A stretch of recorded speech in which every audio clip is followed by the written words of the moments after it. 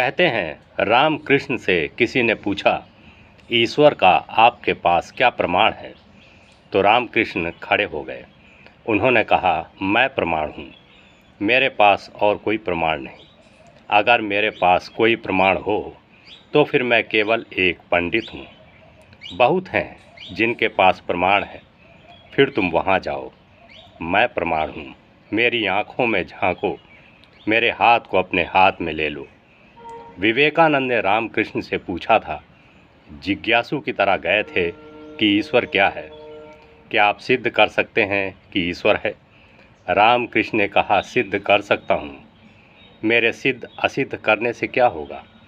मैं सिद्ध करूँ तो भी है, मैं असिद्ध करूँ तो भी है, सारी दुनिया भी असिद्ध कर दे तो भी है।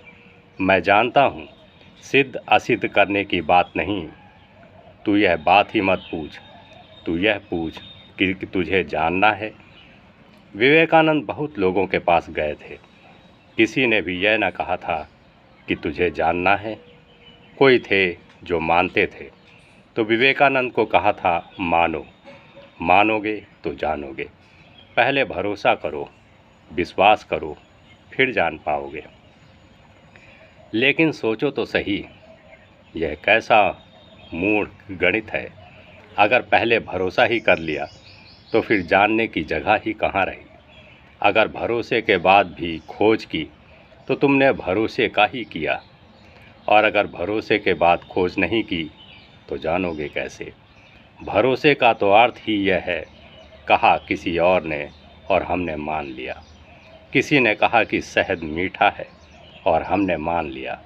कभी चखा नहीं, कभी प्रयोग नहीं किया, कभी स्वाद नहीं लिया, कभी कंठ के नीचे से उतरने नहीं दिया।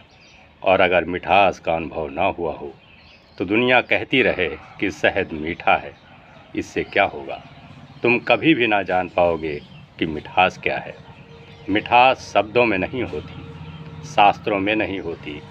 शहद को चखना पड़ेगा अपनी जीभ पर, और अपनी जीभ चाहिए। बुद्ध की जीभ पर कितना ही शहद हो, किसी काम का नहीं। रामकृष्ण ने कहा कि तू यह पूछ कि तुझे जानना है।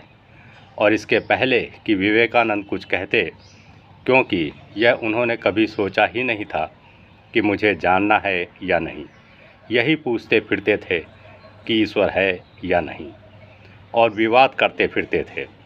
इसके पहले कि वे कुछ कहें, एक क्षण किंकत विमूढ़ हो गए होंगे कि रामकृष्ण ने अपनी लात उनके सीने